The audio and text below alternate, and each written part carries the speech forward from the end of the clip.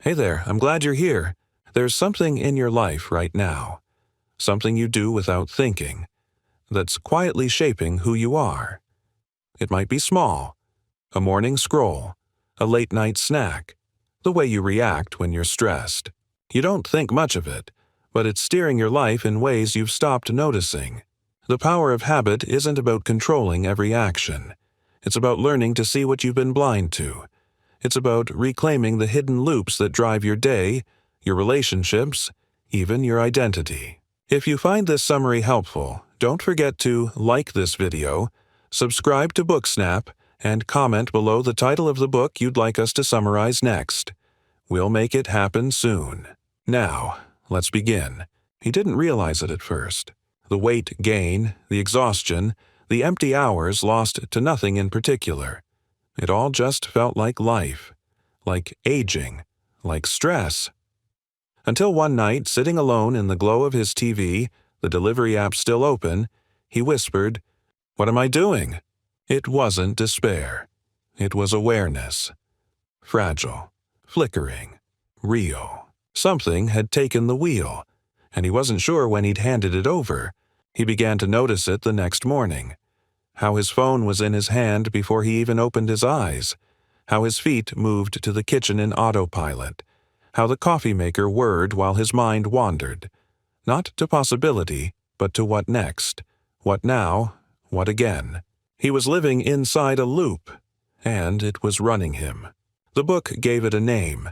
Cue, routine, reward, a simple cycle, trigger, behavior, result. And, like most people, he didn't realize how much of his life was built from those quiet, looping scripts. He started writing things down. Not to judge, just to observe. He noticed that every afternoon, around 3:30, he wandered to the break room. Not because he was hungry, but because he was bored. The cue, a dip in focus. The routine, a walk to the vending machine. The reward, 5 minutes of escape, and a sugar rush. It wasn't about the cookie, it was about the craving underneath. This loop was subtle, but it had power.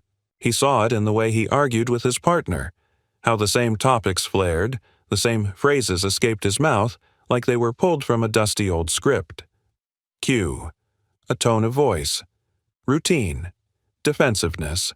Reward, temporary control, false relief. The loops were everywhere. In how he walked, how he worked, even how he worried. Because worrying, too, was a habit, one that gave him the illusion of control. He began to understand that habits weren't about discipline or laziness. They were about efficiency. His brain, just like yours, just like mine, was always trying to save energy. So it tucked repeated behaviors into the basement, labeled them automatic, and let them run like clockwork. But here's the truth. What we repeat, we become. And if we don't watch the loops, they become our life story, written without our consent. That realization broke him open. Not into guilt, but into curiosity. What else was a loop? Could it be changed? Or was he trapped? The science was clear and deeply hopeful. Habits can be reshaped, not erased, but rerouted. He didn't need to kill the loop. He needed to understand it. Find the cue. Keep the reward. Change the routine. That was the key. He started small. A morning loop. Instead of reaching for his phone, he placed a notebook on his nightstand. Cue. Waking up. New routine. Write one sentence. Reward. A flicker of control, of presence. It wasn't perfect. He slipped. He forgot. But slowly, the loop began to change, and with it, his sense of agency returned. It was like learning a new language, the language of his own behavior. The more he studied, the more power he gained. Not power over others, but power over himself. That, he realized, was where real transformation lives. Not in massive declarations, but in small, unseen decisions repeated with intention. And so, one by one, he began to rewrite the loops, not to become someone new, but to finally become himself. He always thought he just liked the taste, that cookie, that cigarette, that scroll through his phone, the things he reached for when no one was looking. But now, as he paid attention, he saw it wasn't the thing itself. It was what it gave him. Not pleasure, relief, not delight, a break. He began to understand something strange, almost unsettling. We don't crave the habit, we crave the feeling beneath it. In the language of the book, this was the invisible driver, craving. It sits quietly between the cue and the routine. It whispers, "Do this, because then you'll feel okay again." It started making sense. He didn't smoke just to smoke. He craved the rhythm of escape, the inhale that masked anxiety. He didn't reach for social media because he was curious. He craved connection, validation, a hit of "you matter." Even arguments, he realized, could be a kind of habit, not because he wanted conflict, but because the sharpness made him feel alive when everything else felt dull.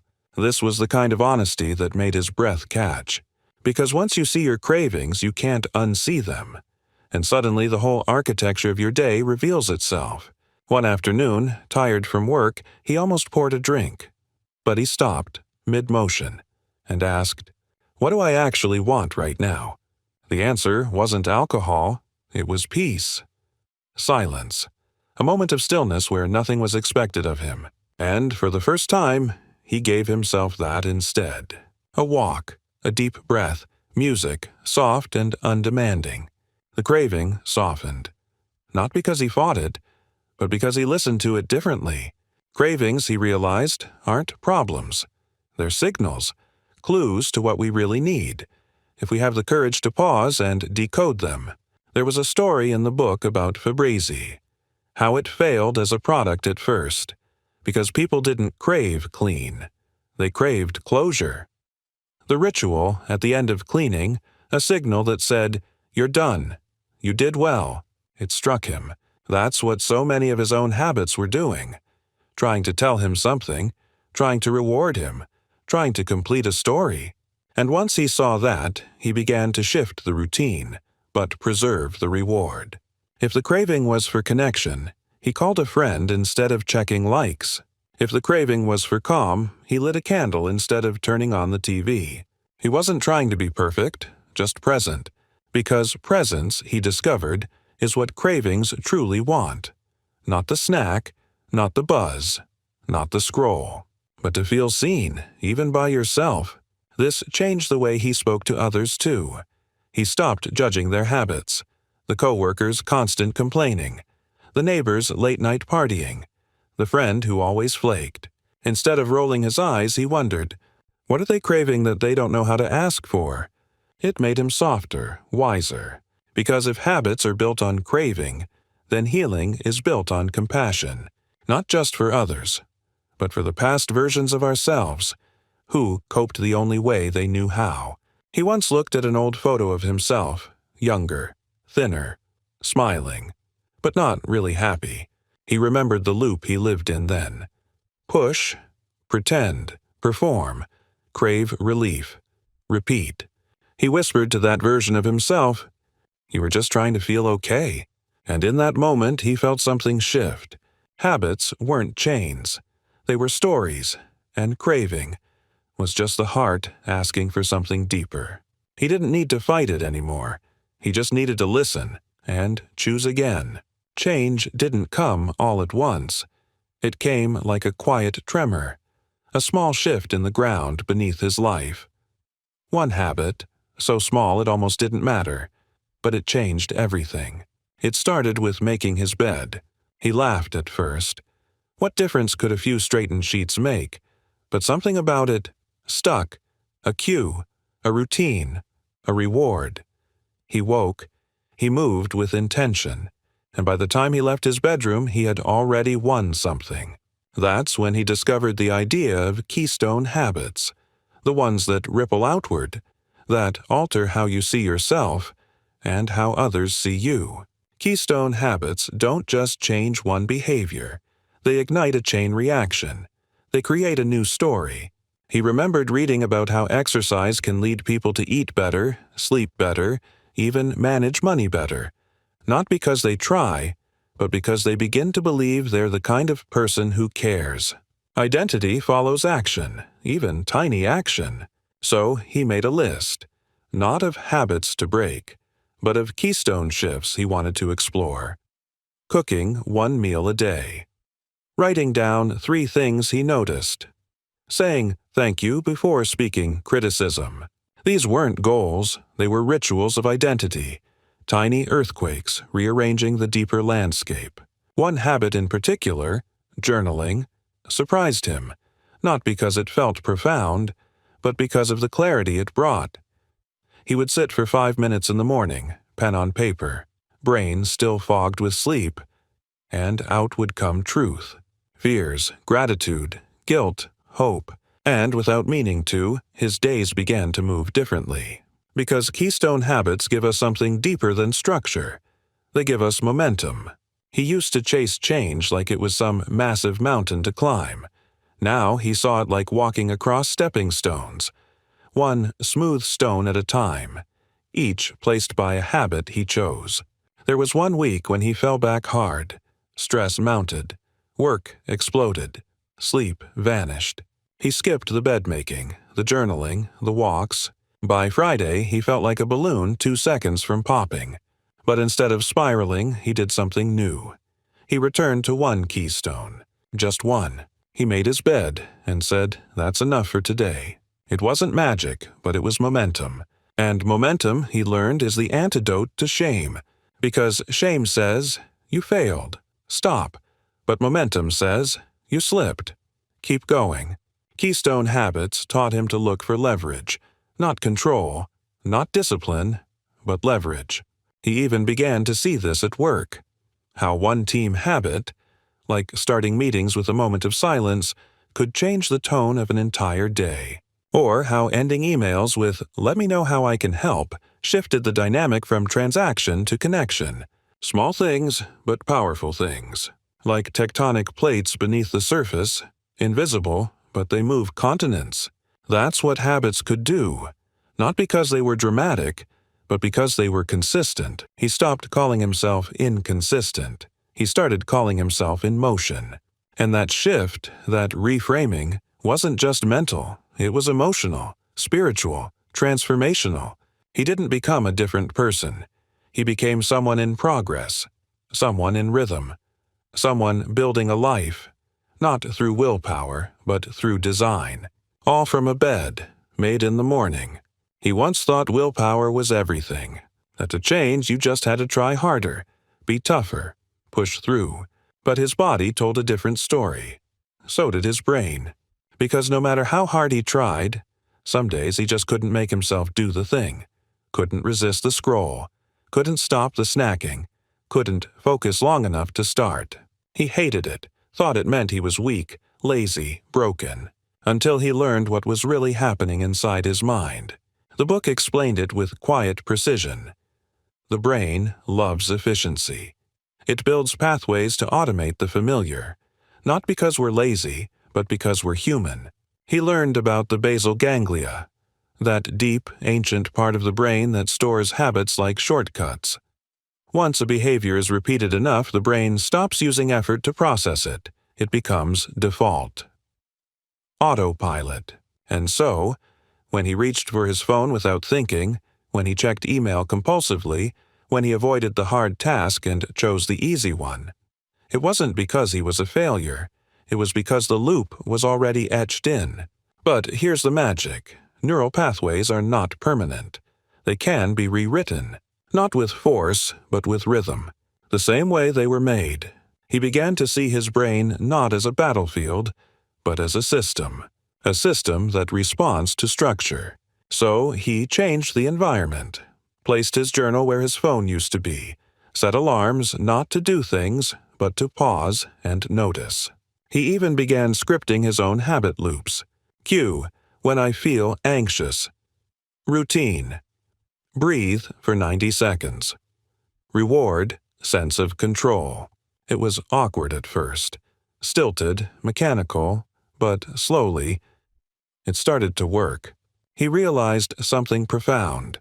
Willpower is like a muscle, and it gets tired, especially when it's used for too many things at once. That's why the morning felt easier than the evening. Why some days he had fire in his chest, and other days he just wanted to disappear into nothing. So instead of relying on willpower, he began to rely on systems. He created tiny routines for everything. The way he started his workday, the way he wound down before bed, the way he prepared for hard conversations. Each one like a gentle guide, reminding his brain where to go before it could fall into the old loops. There were still moments of failure, of course, but instead of spiraling, he'd ask, "What system failed me? What cue did I miss? What support did I remove?" This wasn't blame, it was debugging, and that mindset, to treat himself not like a bad student but like a careful engineer, changed everything. He stopped trying to summon strength. He started building scaffolding. The irony, that made him stronger, because now, when the day felt overwhelming, he didn't fight himself. He just followed the pattern he had already planted. He became a man of ritual, not because he was rigid, but because he was learning how to flow. He remembered something from the book. Change isn't about the single moment of decision. It's about all the little ones you design ahead of time. That stuck with him, so he designed everything he could, where he sat, what music played, which words he spoke to himself in the mirror. And soon he noticed something strange. The things that once took so much effort began to feel natural. The neural pathways were changing, not quickly but steadily, faithfully, like a river carving a canyon, not in a rush but over time. And as his brain adapted, so did his life. Not because he fought harder, but because he learned how to listen, and then how to teach his brain a new song. He hit the wall on a Wednesday.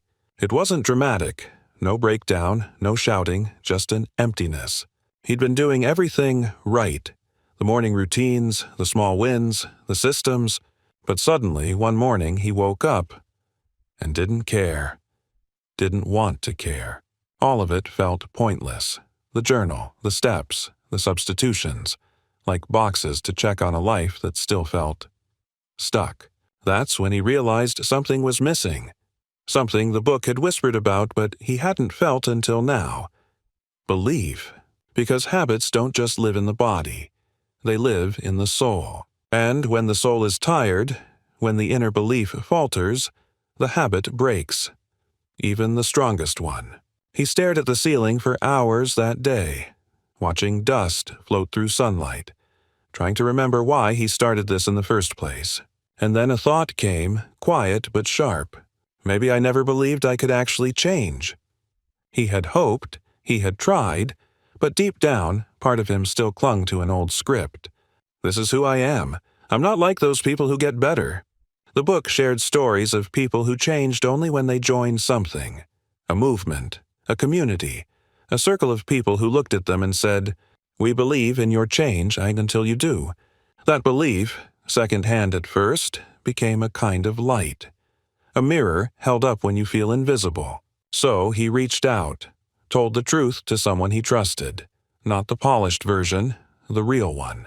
"I don't know if I can keep this up." And instead of fixing it, they said, "Of course you can't, not alone." That moment cracked something open. He began attending a weekly group. No labels, no shame. Just shared humanity. Stories of effort and relapse, progress and pain, and belief passed hand to hand like a lantern. He learned a truth no system can teach. Change requires witnesses. Not to hold you accountable, but to hold you safely. Every time he spoke his struggle aloud, it lost some of its grip. And every time someone else shared, he heard his own fear echoing in their voice.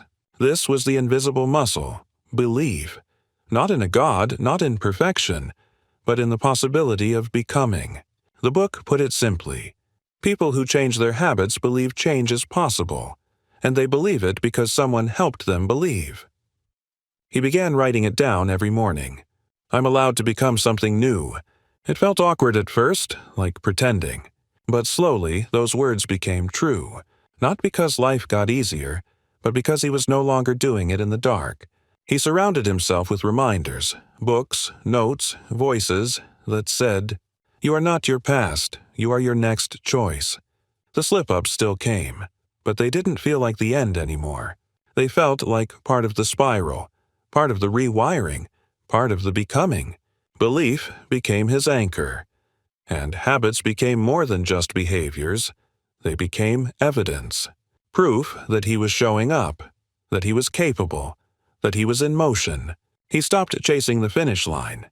He started falling in love with the return. Back to the journal, back to the breath, back to the walk, back to the people. And every time he came back, the habit became less about the action and more about the identity. I'm someone who comes back. That became his new story. And from that place, belief wasn't just a feeling. It was a habit, too. One he practiced, one he protected, one he passed on. He always thought culture was just something you absorbed, like air, like weather, the way teams behaved, the way families spoke, the way companies ran. But then he watched it happen up close. A new job, a new team, and something felt off. No one said it outright, but the patterns were clear. Deadlines were missed and ignored. Gossip passed faster than facts. New ideas wilted in silence. He kept his head down at first, telling himself it wasn't his problem. But the feeling grew. We're not just doing work here. We're repeating habits we don't even see. The book had warned him. Organizations have habits, too. Not written in manuals, but lived in routines. How meetings start, who speaks first, what gets rewarded, what gets ignored. He started watching with new eyes. Meetings always started late, but no one ever mentioned it. People emailed rather than talked, even when they sat 2 feet apart. Mistakes weren't discussed, they were buried.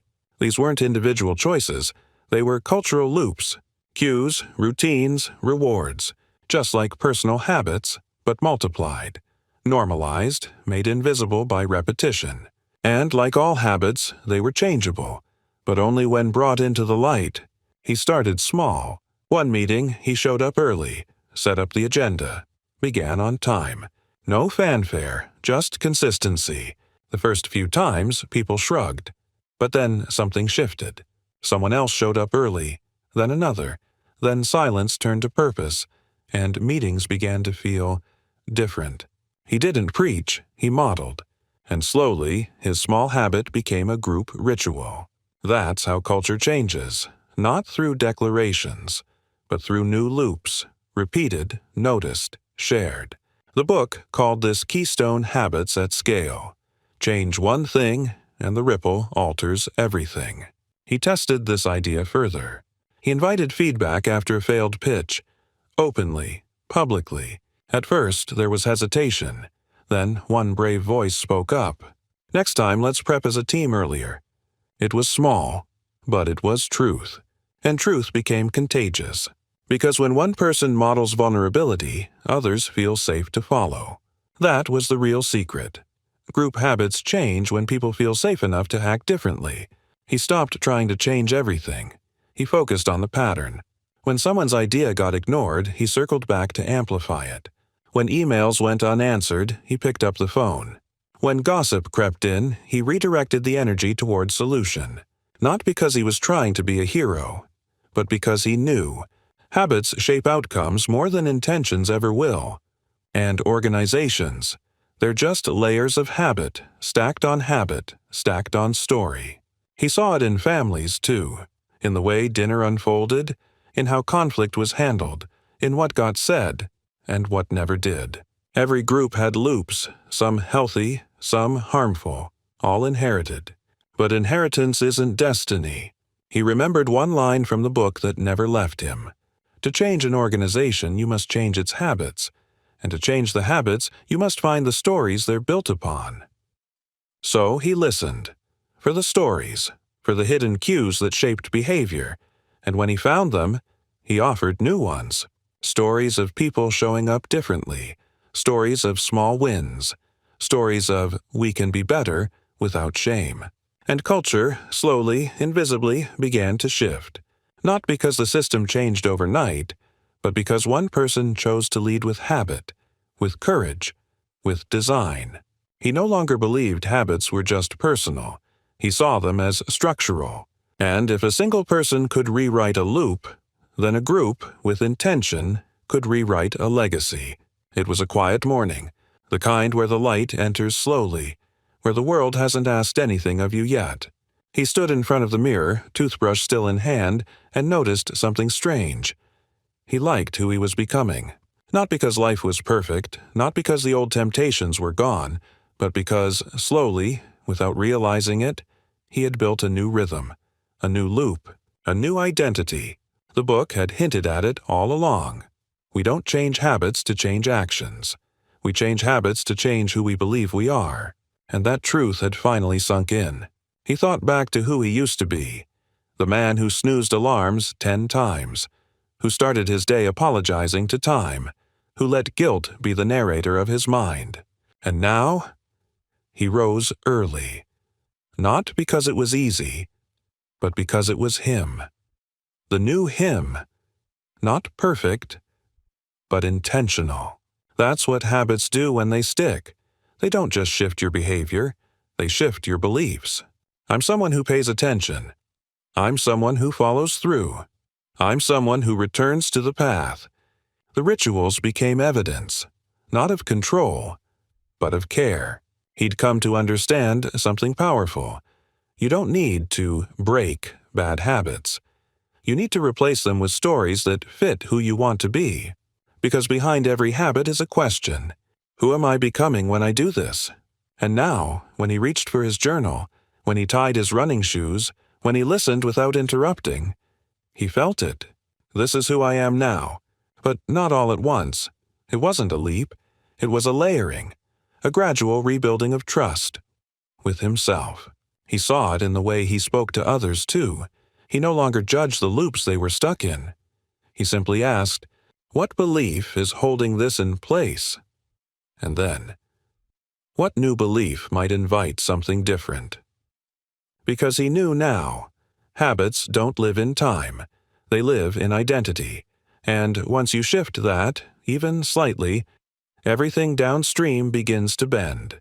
He used to think change was about becoming someone else. Now he knew, change is about returning to yourself, the self beneath the noise, the one who doesn't need fixing, just a new rhythm to dance to. There were still hard days.